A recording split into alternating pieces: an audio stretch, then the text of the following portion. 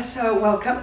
This morning I'm interviewing Angela Buck, a friend of mine who I met through our Excel Entrepreneur Network. And actually Angela and I have known each other for years, haven't we? We have, yes. And we reconnected. Absolutely. And you brought a new book out. Yes. Well done. That's only a few days ago, isn't it? Absolutely. Yes, it was last week in fact, The Magic Sunglasses. It's for children of 7 to 10 years. What was your inspiration to do that? My inspiration actually was two of my nieces, when they were about 9 and 10, were having a fight over a bar of halva. The oldest one was very slim and the other one was a little bit plump and didn't feel that good about herself. And I realised then that there are many children, in fact people, who don't feel so good about themselves. And if they did, how much easier and happier their lives would be. So in The Magic Sunglasses, it's a fun fantasy. It's a crazy book, really. The character in the story, again, is 9, rather plump, and gets discovered and becomes a pop star with her own band, like you see on TV. Great. And the magic sunglasses are a way of children looking inside themselves and seeing that each one of them has a special value. They may not be very good at maths, they may not be good at sports, but there is something special about each one of them. And if they realise this, they can then have the confidence to lead much happier lives. That's fantastic, because aiming it at under 10s, I mean, the idea of self-esteem and maybe not seeing your own value starts so young and lasts a lifetime, isn't it? I mean, I meet so many people and I know the issue myself of not always seeing what I'm good at. And I mean, just looking here at the names of the characters, Harry Hyperlot. It's beautiful. So who's Harry Hyperlot?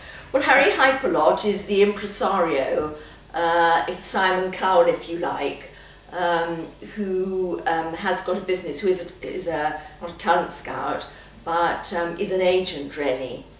They're all a bit hyped up, exactly, but the characters are all out of my daughter, who's now 33, out of her growing up period. People we met, she used to go dancing, and the fancy dress shop in the book, The Witch's Wardrobe, is just like a shop that we used to have where we used to live when Arabella was small, and we used to go there for all sorts of things, for fancy dress and dancing shows and things like that. So, although you've just brought this out now, didn't you have the idea for this quite some time ago? I did, and really It's been a while, has it? It has, yes. Back in the 90s I wrote the first version, but frankly over the last 8 to 10 years, Gina, I've been very busy trying to make an income for myself. I've now built a property portfolio and I live on the income from that. Well done. And like so many other women, probably, I don't have a pension. I don't have a husband or any other means of support. So this is my dream. Now I'm really working on my dream. I've got 4 or 5 children's projects.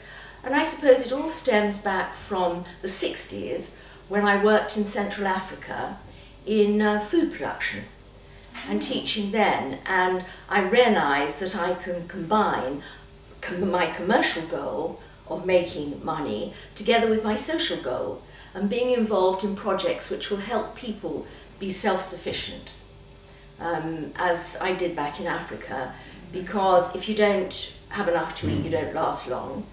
And the whole thing is, and I was listening to a program the other day about aid, is if aid can be given as money into projects which help people be self-sufficient rather than just doling out bags of grain, that is going to make all the difference, and in that way people get self-respect.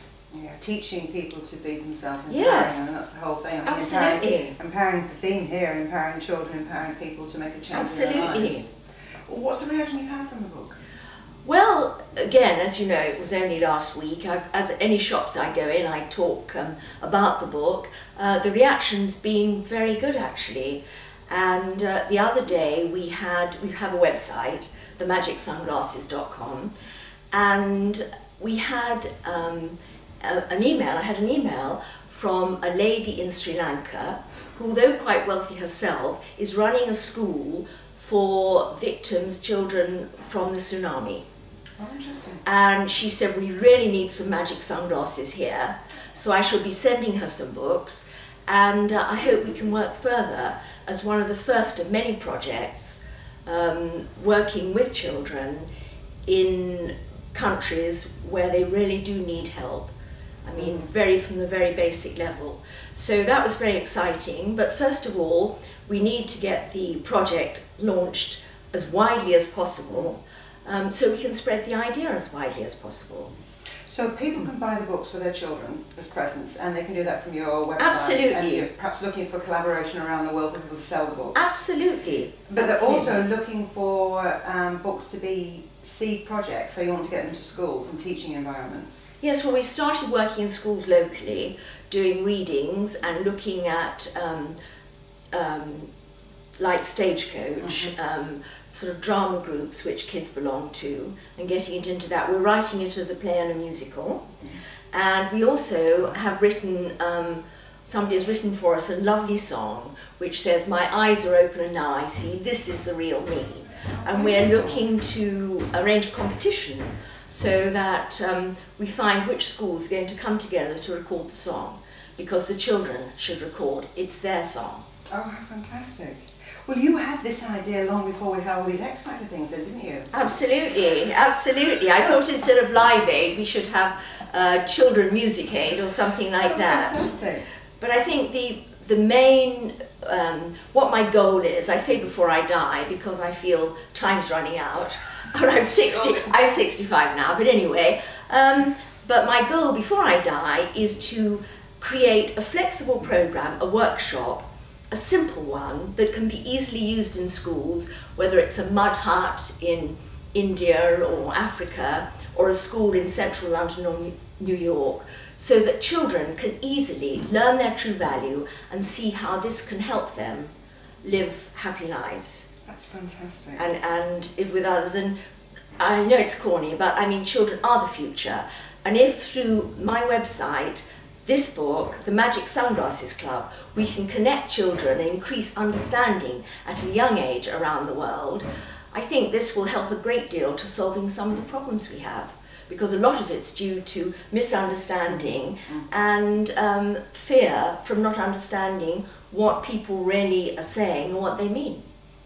I think you have a fabulous vision. I think this is. Thank you. I think this is beautiful. It's just a simple idea, isn't it? Yes. The magic sunglasses, put them on, and you see who you really are. Well, I wish you all the best of luck with it, and I really feel this is going to be a massive project. So thank you very much for joining me today. Thank you, Gina. Thank you very much. And if I could just say one last word, if there is anybody who would like to work with me on achieving these goals of this program in schools, I would love to hear from them. So magicsunglasses.com, go and have a look and go and meet Angela and see how you can help get this book around the world and change the future of children.